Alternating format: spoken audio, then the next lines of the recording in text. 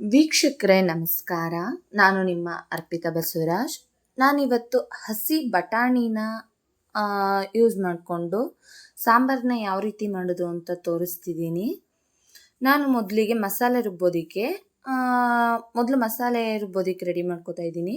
ಒಂದು ಬಾಣಲಿಗೆ 1 table spoon ಎಣ್ಣೆನ ಬಿಸಿ ಮಾಡೋಕ್ಕಿಟ್ಟು, ಅದು ಬಿಸಿ ಆದಮೇಲೆ ಸ್ವಲ್ಪ ಚಕ್ಕೆ, ಲವಂಗ, ಏಲಕ್ಕಿ ಮತ್ತು 1 ಗೆಡ್ಡೆ ಬೆಳ್ಳುಳ್ಳಿ, 1 ಇಂಚಷ್ಟು ಶುಂಠಿನ ಹಾಕ್ಕೊಂಡು ಎಣ್ಣೆಲಿ ಫ್ರೈ ಮಾಡ್ಕೋತಾ ಇದ್ದೀನಿ.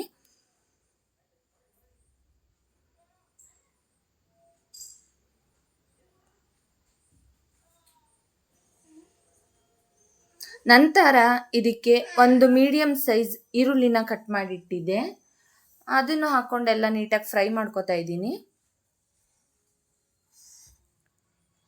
ಈರುಳ್ಳಿ ಎಲ್ಲ ಫ್ರೈ ಆದಮೇಲೆ 1 ದಪ್ಪು ಟೊಮೊಟೊನ ಕಟ್ ಮಾಡಿಟ್ಟಿದ್ದೆ, ಅದನ್ನು ಎಲ್ಲ ಸಾಫ್ಟ್ ಆಗೋವರೆಗೆ ಫ್ರೈ ಮಾಡ್ಕೋಬೇಕು ಚೆನ್ನಾಗಿ ಎಣ್ಣೆಲೇನೆ.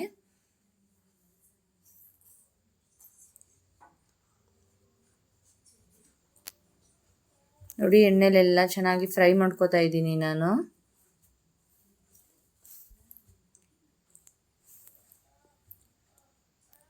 ಇವಾಗ 2 ಟೇಬಲ್ ಸ್ಪೂನ್ ಅಷ್ಟು ಹುರುಗಡ್ಲೆನ ಹಾಕೊಂಡು ಅದನ್ನ ಎಲ್ಲ ಫ್ರೈ ಮಾಡ್ಕೋತಾ ಇದ್ದೀನಿ.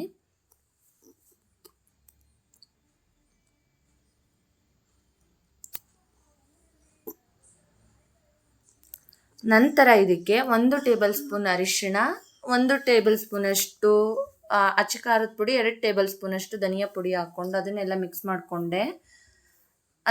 ಮಿಕ್ಸ್ ಮಾಡಿಕೊಂಡು ನಂತರ 1 ಹೋಳಷ್ಟು ತೆಂಗಿನ ತುರಿನ ಹಾಕ್ಕೊಂಡು ಅದನ್ನೆಲ್ಲ ಚೆನ್ನಾಗಿ ಹಂಗೇನೆ ಹುರ್ಕೋಬೇಕು.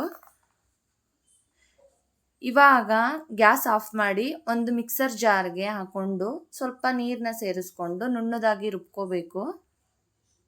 ನೋಡಿ, ರುಬ್ಕೊಂಡಿದ್ದೀನಿ ನುಣ್ಣದಾಗಿ. ಇವಾಗ ಒಂದು ಕುಕ್ಕರ್ಗೆ ಎಣ್ಣೆ ಬಿಸಿ ಮಾಡೋಕ್ಕಿಟ್ಟಿದ್ದೀನಿ.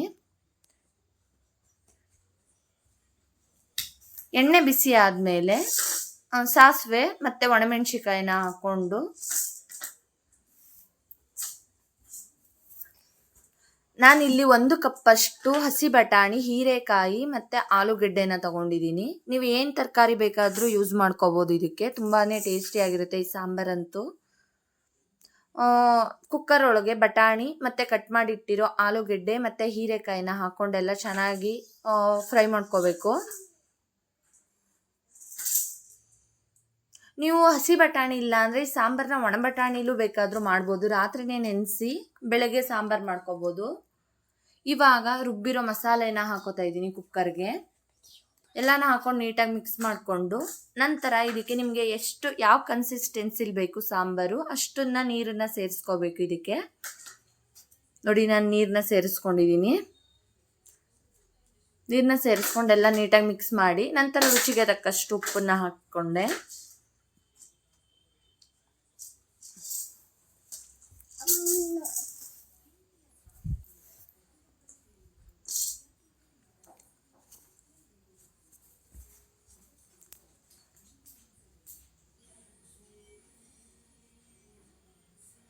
ಇವಾಗ ಲಿಡ್ನ ಕ್ಲೋಸ್ ಮಾಡಿ, ಇದು ಹಸಿ ಬಟಾಣಿ ಆಗಿರೋ ಕಾರಣದಿಂದ 1 ವಿಷಲ್ ತೊಗೊಂಡ್ರೆ ಸಾಕು. ನೋಡಿ, 1 ವಿಷಲ್ ತೊಗೊಂಡಿದ್ದೀನಿ ನಾನು.